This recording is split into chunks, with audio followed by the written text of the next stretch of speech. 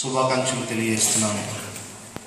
ప్రియా దేవుని సంఘ బిడ్డలారా, దేవుడు నాకు ఇచ్చినటువంటి కొద్ది నిమిషములు కొన్ని మాటలు మీతో పంచుకోవాలని ఆశపడుతున్నాను.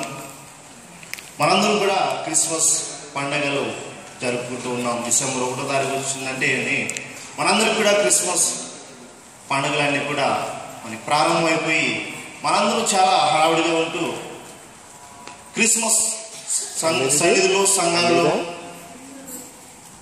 దేవుడి యొక్క పనులు పాల్గొనాలని మనము ముందుకు వెళ్తూ చక్కగా సంతోషంగా గడిపే దినములు.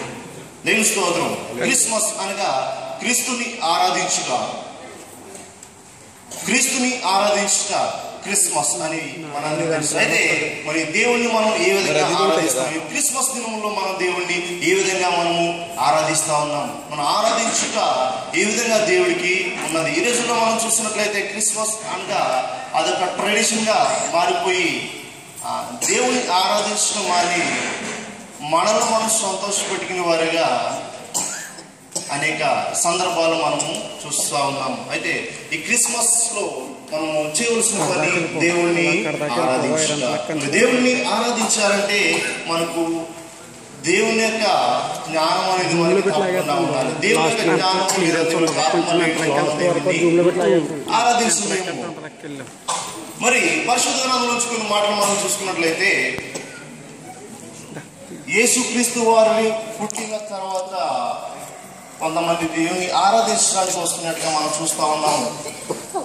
ఆ వచ్చిన వారిలో మనందరికీ పరిచయమైన వ్యక్తులు ముగ్గురు కనిపిస్తూ ఉన్నారు. ఎవరంటే జ్ఞానులు. ఈ ముగ్గురు కూడా తూర్పు దేశం నుండి యేసుక్రీస్తు వారు బెత్లెహేములో పుట్టినటువంటి రక్షకుణ్ణి ఆరాధించడానికి వస్తూ ఉన్నారు. మరి వారు జ్ఞానులు అని మనం చదువుతున్నాం. వారు జ్ఞానులు అని మనకు ఎలా తెలుస్తుంది?